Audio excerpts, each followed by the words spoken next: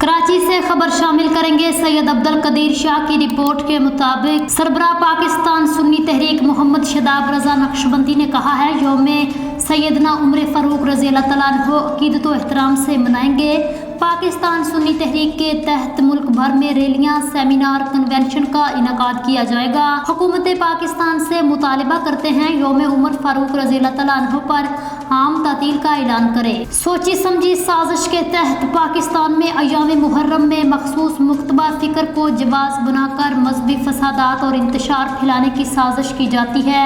सहाबा इकराम की शान में गुस्ताखी किसी सूरत बर्दाश्त नहीं की जाएगी। तमाम मुकातबे फ़िक्र से अपील करते हैं, दुश्मन की हर साजिश को नाकाम बनाने के लिए अखुवत, भाईचारगी, बर्दाश्त और दरगुजर को फ़रोग़ दें। बुजुर्गान दीन की तालीमात ने दुनिया में अमन मोहब्बत, रवादारी, बर्दाश्त के फ़लसफ़े को फ़रोग़ दिया है। 13 सदियाँ गुजर जाने के बावजूद अवाम के दिलों में सैयदना मिस्री शाह गाजी जिंदा हैं, क्योंकि इन्होंने जुल्म के खिलाफ आवाज़ बुलंद की, इंसाफ की बालादस्ती को यकीनी बनाया, सिसकती हुई इंसानियत को दीन हक की तरफ राग़िब करने का, जीने का सलीका सिखाया। मज़ारात उलिया रूहानियत के साथ वेलफेयर का किरदार अदा कर रहे हैं।